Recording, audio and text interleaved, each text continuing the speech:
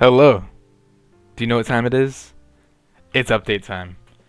If you don't know, I have been working on an update for the past 1-2 weeks, ever since I released the huge one that focused a lot on France, Italy, and the Balkans, specifically Hungary and Slovakia. I've been working on the next update, and it is releasing right now. If you're watching this video, it means it's out. So of course there'll be a link in the description, link in the comments as well.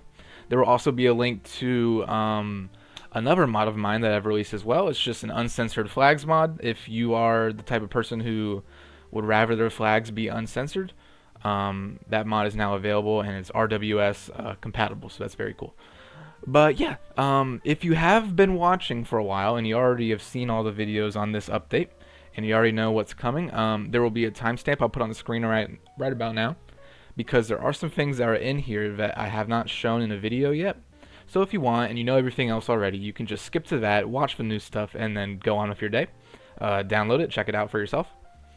But if you're here and you haven't heard about much about this update, or if you are just curious as to what this mod even is, I'm going to go through everything that's been added in this update one by one. So without further ado, let's begin. Alrighty, we are here in the 1939 start date because there are a couple things to do with pre-war stuff.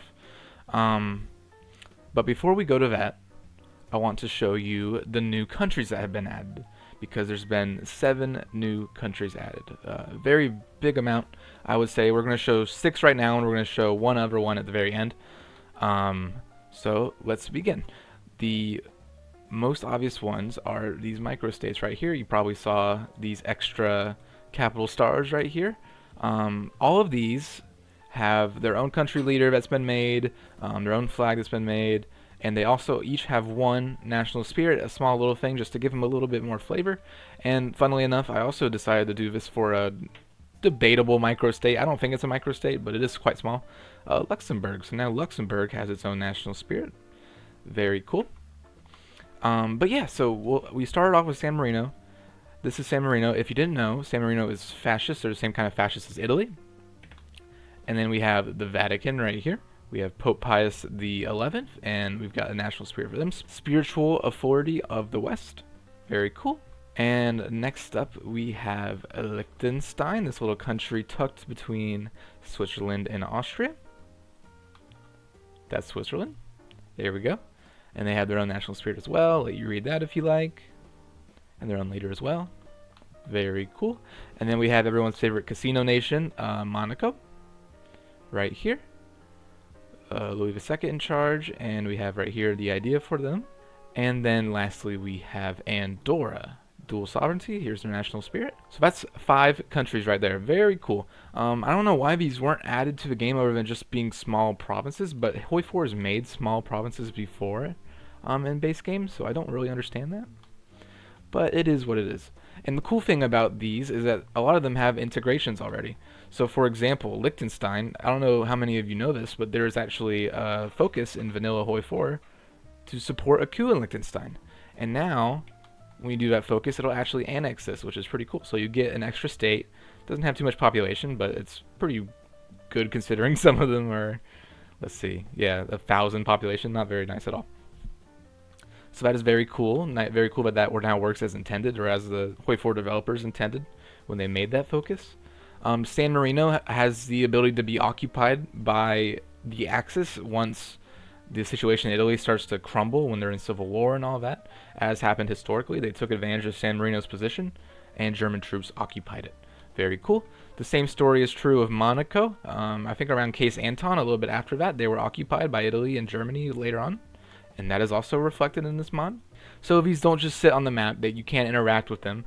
And of course you can play as them if you would like, for whatever reason. But that is 5 nations that were added. The 6th nation that is added is Danzig. So now Danzig has its own country. This is already in base game, but it's not used, but now it is. I decided to make them a subject of Poland. I know that is controversial, but I made them the highest autonomy subject in the game. Let me know if you really hate this, and I guess I'll make them independent. But I really just did it because it helps with the focus tree for Poland and keeping that bug free.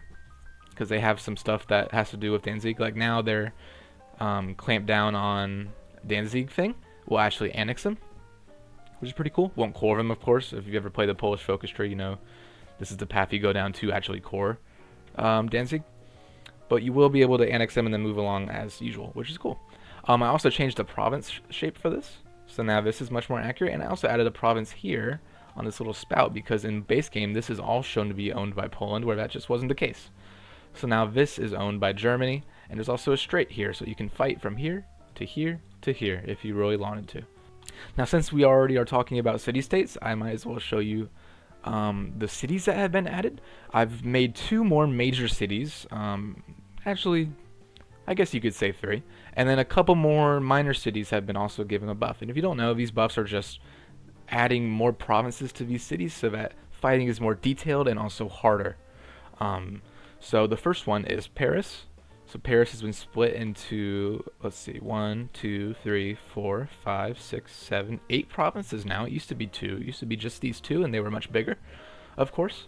But now you have places like the place where the Eiffel Tower is. We have the Arc de Triomphe, which is really cool. Versailles is here on the very edge. And overall, very neat. Fighting here is more difficult, but still it is France, so it is quite easy as Germany. And then once you actually take this land, it's nicer to hold as Germany when you get D-Day'd inevitably. Now, the other new big city is Rome. So we go over to Rome. You probably already saw this when we went to the Vatican, but it's okay. If you go to Rome, you can see that Rome is its own tile as usual, but we also have Tofello, we have Sapienza, we have Garbatella, and we also have Ostia. So now this coastal tile is represented, and then we also have a slight change over here. So this is, let's see, 1, 2, 3, 4, 5, 6, 7. 7 tiles, very nice.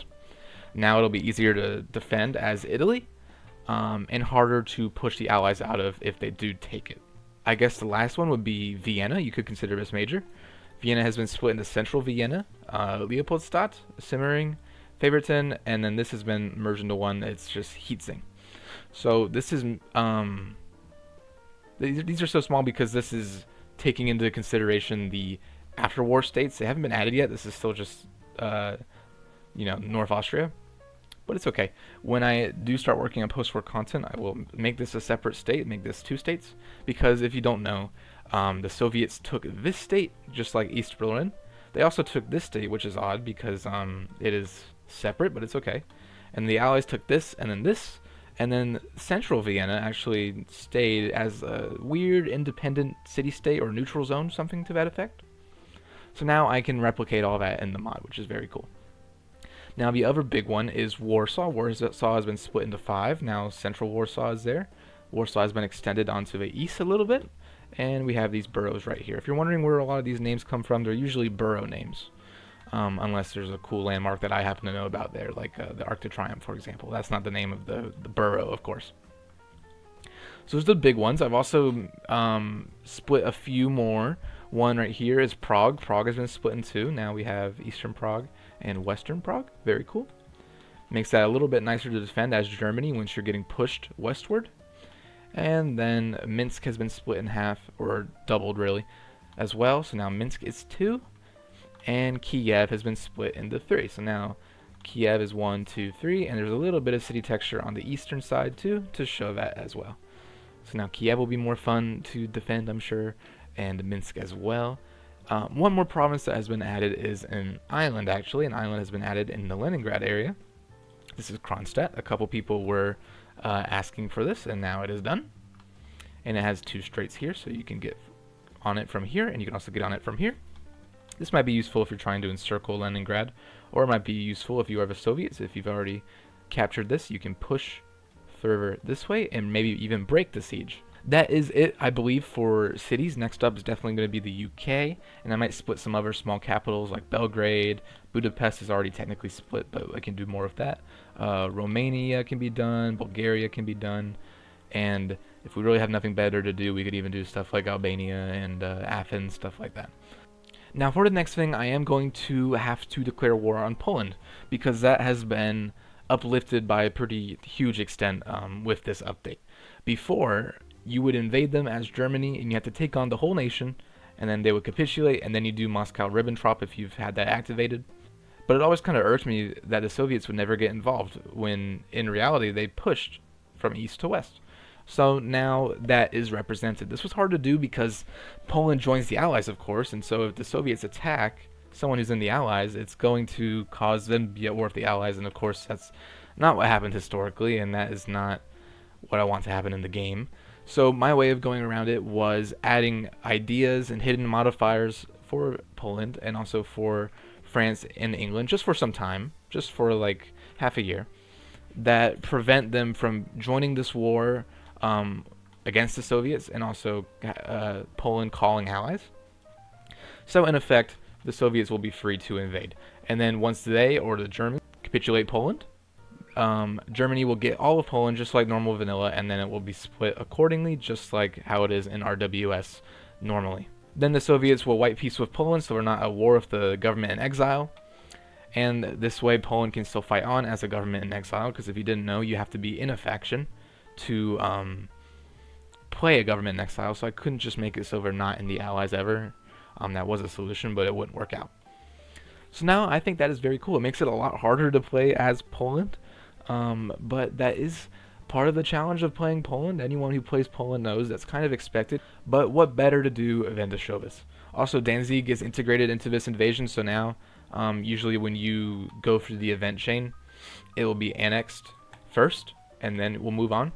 Just right before, just to kind of show how Danzig was couped by its own people and also the Germans. But that's not going to happen now because we're in the 1939 start date, and that event chain has already happened, long and gone. But we do still have a war goal on this, so we can still take them over. So without further ado, let's just do this. So as you can see, we are playing as Poland, and we are being invaded as usual, but we will soon get an event. Now, Germany is at war with the Allies, which is very nice, as it should be. And we'll try to hold the best we can. Italy's having fun with Yugoslavia for some reason. Again, that's the joy of the 1939 start date, but let's just ignore that for now. So now we get this event called Poland is not yet lost. It's just a very nice little flavor event, but it does also add our little hidden idea that makes us so that we can't, or the AI at least will not do what is so annoying, which is just call the Soviets into the main war and get them in a lot of trouble. There we go. We get this nice little flavor event. It is time to invade Poland. Our German counterparts have launched their invasion of Poland. According to the Molotov-Ribbentrop pact, the eastern territories of Poland fall under our sphere of influence. The time has come to act decisively and secure what is ours. Send in the Red Army. So boom. Now we are at war with Poland. Poland is in the Allies, but we should be fine. I'm going to tag back to Germany, and we're going to see how this goes.